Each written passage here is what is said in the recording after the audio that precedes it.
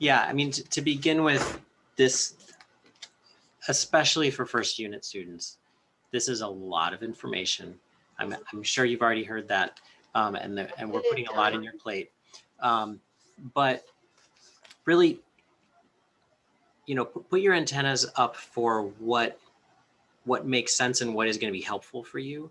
All of these tools are really frameworks to apply what Sandra just went through, which is spiritual assessment tools. The tools, they've grown out of the medical literature to get to take spiritual dynamics and spiritual and the role of the chaplain, and to make it speak the language of the medical staff. Right. And a lot of the tools, you'll see who's written these papers and who's made these. A lot of them are doctors.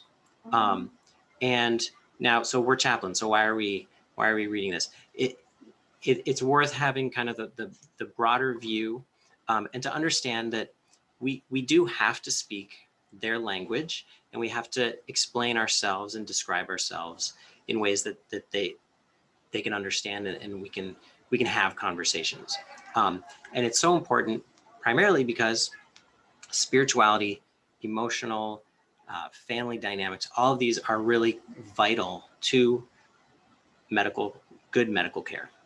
And it's still a little bit, depending on where you go, or which doctor you talk to. A doctor might be super grateful that their patient has a chaplain, or they might not even see you. They'll kind of walk over you and ignore you. And in prison, we've got similar dynamics. How do we make our role understood? How do we explain ourselves? How do we just, so that's a big part of kind of the larger context. And the key is that you understand your role, and that you begin to feel more and more comfortable, and different parts of different tools are going to strike you as really insightful or really helpful. And just don't get too lost in the details. Take it for how you can use it. So Sandra sent out a number of pieces, and I'll just go through one by one. And the one that, if you don't read any but one, the In Fact Chaplains Have a Spiritual Assessment Tool, I would say that's the place to start, because it kind of gives an overview and this conversation. Doctors are using this stuff. It's our turf. It's our kind of prerogative. How do we use it? The article is basically saying there are different ways of doing this. At the beginning, it talks about screens, histories, and assessments, and it's really important to understand only chaplains can really do this fully and well, because it takes time. It takes a lot of rapport. It takes hearing stories. It takes seeing the larger view. It's not just a medical question. It's a human question. And spiritual screening is more basic. It's what happens when someone's admitted to the hospital or comes through the ED. They're asked a series of questions by a clerk or by an intake nurse, and it's checking boxes often. And then we'll get some of that information. In prison, it's their RT screen. What's the basic, no details, no nuance, just labels. It's just a bunch of labels that are certainly better than nothing, but also very limited. So that's the screening. Non-professional coming up with a bunch of labels. It's a good place to start. And then we're talking about histories. Histories, I want to kind of table it. It's a lot of stories, and I'm a chaplain. I'm a spiritual director at Griffin Hospital. A big piece of kind of patient-centered care is really spending time and hearing people's stories. And we have a whole bunch of volunteers who take people's stories, and we write them up, and it's profound and it's wonderful. It's a little bit off the specific role of chaplains. but certainly you're going to hear a lot of stories as a chaplain. But really the bread and butter is spiritual assessment, where we really start to nail down what's going on, what's really the key to what's distressing the patient, and what kind of non-medical issues are contributing to medical situations that we might need to tell the team, right? We're going to hear things that nobody else hears. And it's really vital that whether it's a correctional team or a healthcare team, that they don't stay ignorant, because it might come up in some really, really important way. And that's really the key, that we're there, we're doing our job and finding out what's really going on. So those three, the spiritual screening and spiritual assessment. And then the rest of the article gives you kind of an overview of a bunch of tools that we've already seen you guys use. There's HOPE, there's FACT, there's FICA, all these different ones. And the final point of the article is that we are the ones, chaplains are the ones who do the assessment. Anybody can do a screening, and often doctors are more and more talking about doing a screening, but don't think that they're doing our job. And, you know, in a perfect world, we would be able to tell them, we're doing something different. You guys do your thing. It's important for you to know about spirituality, to know your patient, but let's not confuse the two, and really know your authority. It takes a heck of a lot of training to be a chaplain, to do the assessment. A doctor coming in who has 5 minutes and a couple of questions, which is usually what it is not going to get the same information. So kind of that's a helpful article to kind of give you that broader view. And then there are a couple, so there's FICA, a one-page description of FICA, which is helpful. FICA is written by doctors for doctors. It's a starting place. Yeah. And then there's HOPE. And a lot of these are really good. You know, use these to hear the language that they use, like what Sandra said, really to be fully aware of the potential of where you can go as you get to know people. And then one of these is JCAHO. If you're in a hospital for any amount of time, you're going to start hearing about JCAHO, or the Joint Commission. And that's really how hospitals are paid and how they're assessed. And they have to do a spiritual screening. They call it spiritual assessment. It's not what chaplains do, it's what others do. It's required. They have to do it, but they don't have to do it with chaplains. And that's kind of a political football that goes back and forth. And just be aware that chaplains are not, they're vital and they're incredibly important. We know that, we are chaplains. A lot of administrators don't necessarily see that. So we're always kind of needing to be our own advocates. This is important. You're going to have a safer prison if you have good chaplains. You're going to have a more functional medical team if you have good chaplains. It's not some extra thing. And that's always a moving target politically. Now, Sandra also gave two really much more. Oh, did you have a question, Ramon? You're muted. You're muted.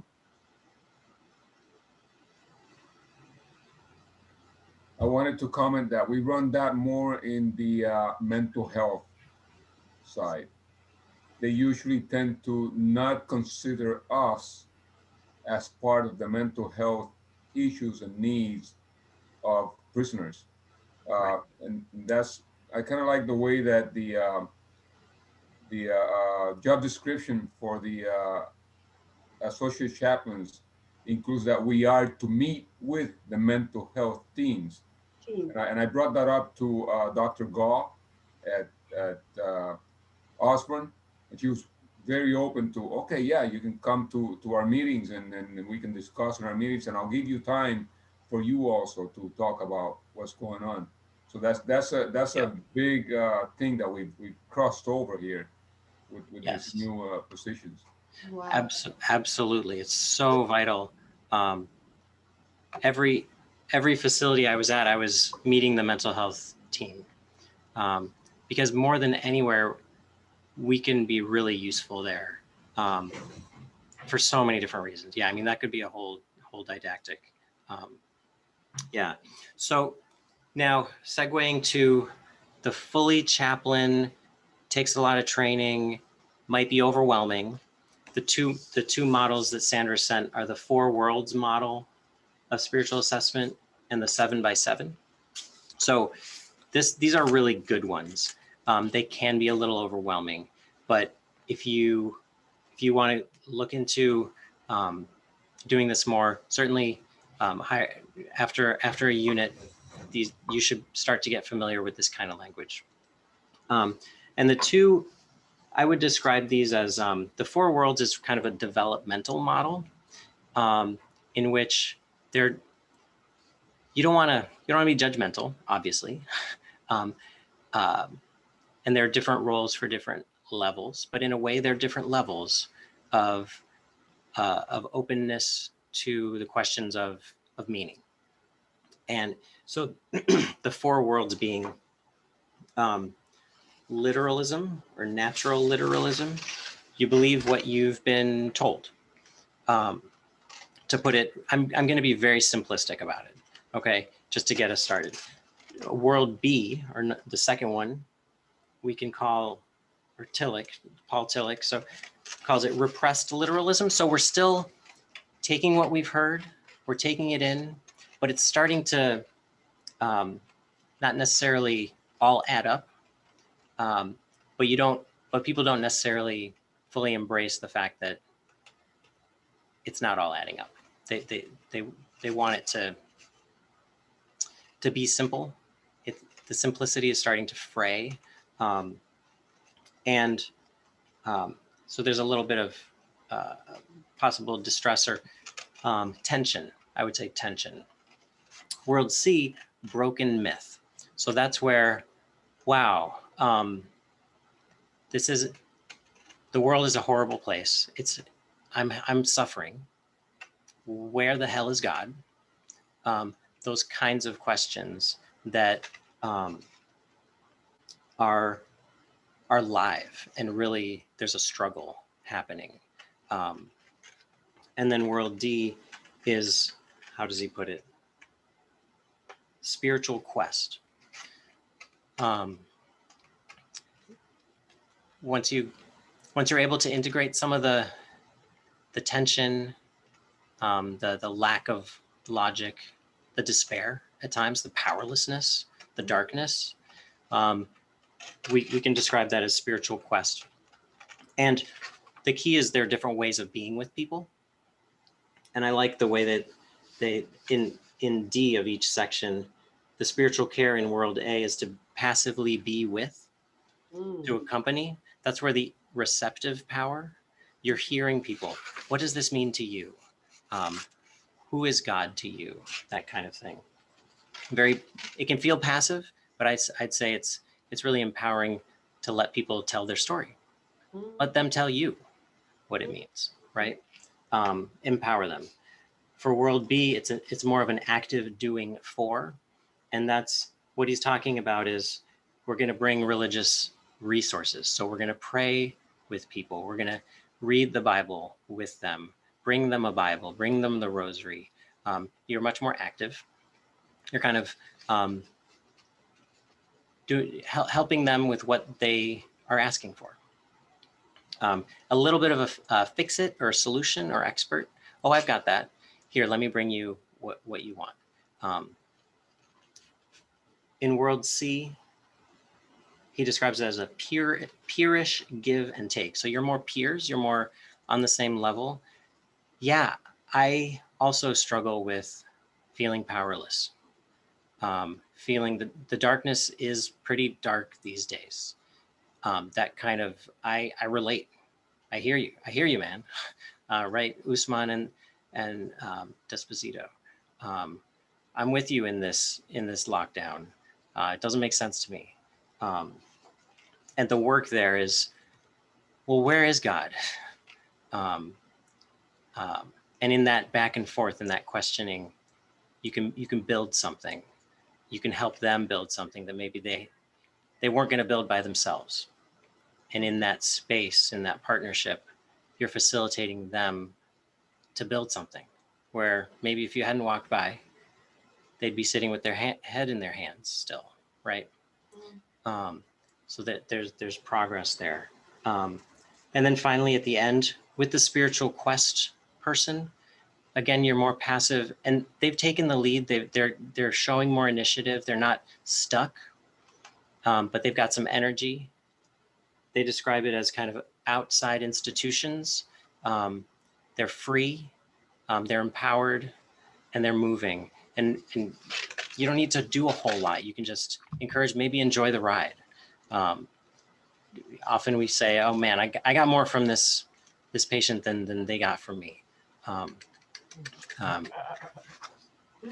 Yep. So people in different places, can you be with all these different people, or are you stuck where you are? You know, as a chaplain, we need to be able to walk with people wherever they are. Can you separate their need from your need?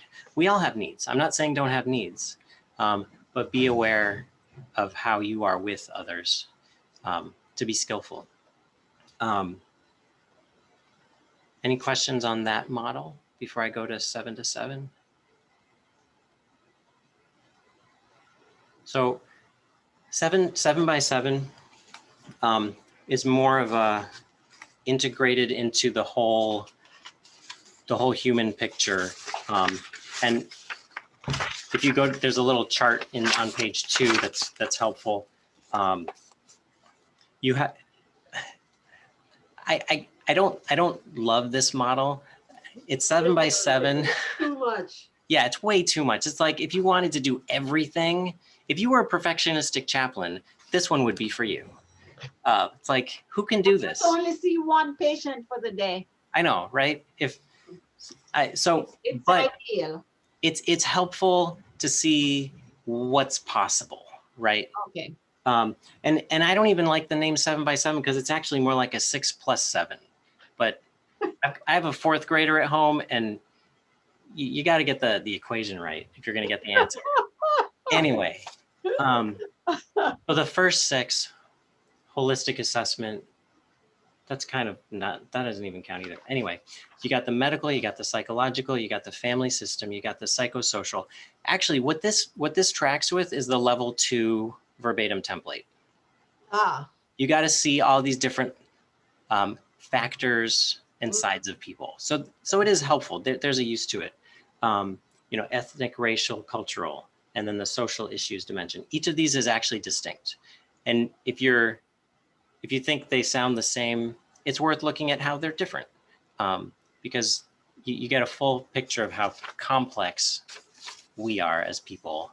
And then really the spiritual piece is those last 7 on the right. Spiritual assessment. So now we're going to talk about beliefs and meaning, vocation and obligations, experience, emotions, courage and growth. All these are different. It's worth kind of, once you get going with chaplaincy for a while, it's helpful to read these and say, have I asked about these things lately? You know, as a reminder, which is helpful. You know, maybe courage and growth. Hey, I don't usually think in those terms. I'm going to look into that and try to weave it into my questions and my curiosity more. So it's helpful to have these kind of laid out, but don't get stuck on them. Is any questions on those? Or anything. Or anything. About assessment. It's practice, practice, practice. That's why we want you to charge for every patient. Is there one that like the hospitals or CPE prefers over the other? I don't think so. I mean, you'll see in CPE, there isn't even a verbatim template. You know, every center kind of makes it up as they go. So feel free to follow what's intuitive to you, but also then be aware of what you might be missing as you develop. And it's a constant process of honing skills and broadening perspective, and we're all learning all the time. I think the important point that Eric made was all these tools that we show you, they were done by doctors. What do they know about spiritual care? Says Yeah. the doctor. What they did is just take the religion and relate it to the medical care and forget everything. That model that I gave you about needs and resources is called the Vanderpool model. And that was the one that I used, and I have taught it, and that was written by Chaplin. But Mhm. I just teach it now without another name, but just to let you know that these are the components of a good spiritual assessment. And then you could use one of the others because everyone asks you for it. But you have to be aware that there's more to it than what the doctors created. It's just, I think some of you may come up and create tools for us as chaplains. Ha ha. There's a lot of work to be done in this field. And maybe I'll think about that, Eric. Yeah, A absolutely. tool that was created by chaplains, you know? So, but until then, we use one of those. Yeah, and a word for corrections. We're way behind in corrections in terms of doing research, writing about what we're doing, helping administrators understand us and use us fully. We're horribly underutilized, Okay. and part of that is that people don't know what we do, or they've really they pigeonhole us. So kind of the next step on a lot of this is how can we grow in skill, but also confidence, and then advocate for and educate. At the end of the day, all chaplains need to be educating everybody around. This is what I'm doing. You need this. The institution needs this. Sure. So this is kind of building blocks toward that. Yeah, Ramon. Adding to that, you're absolutely right, because we're essentially looked at as a necessary evil. We need to have religious services. And Yeah. that's all that's thought of as chaplains for most institutions. We need to have religious services. In recent years, we started to mingle with counselors. We've been attending the counselors' meetings and so forth, in general for the whole state, with CALMA and so forth. But it's been recently. So you're right. This is a moment that we need to really cash in on, if I may say it that way, where we really need to start educating others as to what we can do. Something that Chuck's been trying to do for a long time.